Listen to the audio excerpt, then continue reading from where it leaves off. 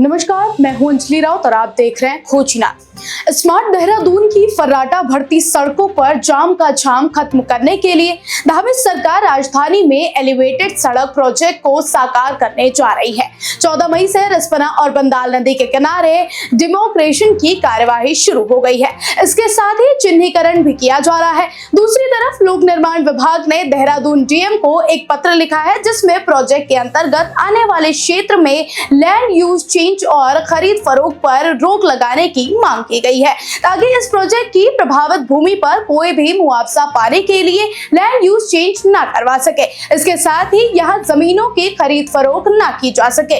इस मामले पर जिलाधिकारी कार्यालय से जानकारी मिली है कि कार्यदायी संस्था से विभाग को अधिग्रहण का प्रस्ताव मिल गया है और इस पर लगातार कार्रवाई चल रही है। जल्द ही नोटिफिकेशन जारी कर दिया जाएगा। अफसरों का कहना है कि जब भी इस तरह से कोई बड़ा प्रोजेक्ट धरातल पर उतर जाता है तो वहां पर भूमि अधिग्रहण की कार्रवाई के दौरान ही धारा 11 लागू हो जाती है, जिसके तहत प्रभावित क्षेत्र में लैंड यूज चेंज करना और वहां पर जमीनों की खरीद फरोख्त पर स्वाभाविक तरीके से रोक लग जाती है। ये एक तरह से रजिस्ट्री सीज हो जाती है। स्मार्ट देहरादून की जिम्मेदारी मसूरी देहरादून विकास प्राधिकरण की सबसे ज्यादा है, लिहाजा वीसी बंशीधर तिवारी से जब खोजी नारद ने इस प्रोजेक्ट के बारे में बात की तो उन्होंने विस्तार से इसके फायदे बताए और आम जनता को होने वाली समस्याओं के अस्थायी समाधान के लिए राज्य सरकार की योजनाओं को भी महत्वपूर्ण बताया।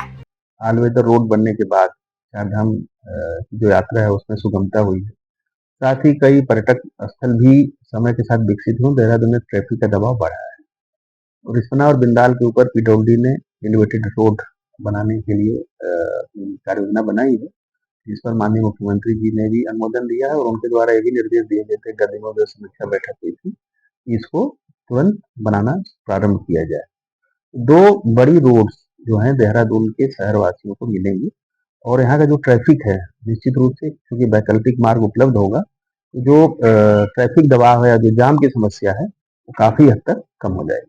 आपको यहाँ ये बता दें कि बंदाल नदी पर बनने वाले 15 किलोमीटर के एलिवेटेड रोड के चलते कारगी ग्रांट, ब्राह्मणवाला, निरंजनपुर, कावली रोड, देहरा खास, डोभालवाला, चुक्कू मोहल्ला, विजयपुर, हाथीपुर कला, जोहरी, मलसीस और किशनपुर सहित डाकपत्ती वाला क्षेत्र प्रभावित होगा। यहाँ पर जमीनों का अधिग्रहण किया जाना है। रिस्पना नदी के ऊपर बनने वाले 11 किलोमीटर के एलिवेटेड रोड के चलते धर्मपुर, डालनवाला, कंडोली, झाझरा, दोरन खास, भगत सिंह कॉलोनी, राजीव नगर इत्यादि इलाकों की जमीन अधिग्रहित की जाएगी। अधिकारियों के अनुसार निर्माण कार्य शुरू होने के बाद 1 साल के भीतर ये निर्माण कार्य पूरा हो जाएगा।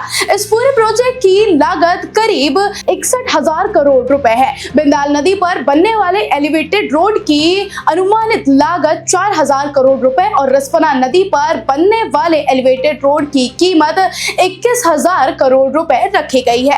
उम्मीद की जानी चाहिए कि इस मेगा प्रोजेक्ट का पूरा होने से देहरादून की खूबसूरती और सहूलियत काफी सुकून देने वाली है। ये थी हमारी खास रिपोर्ट। ऐसे ही खबरों के लिए बने रहिए हमारे साथ और देखते रहिए खोजना।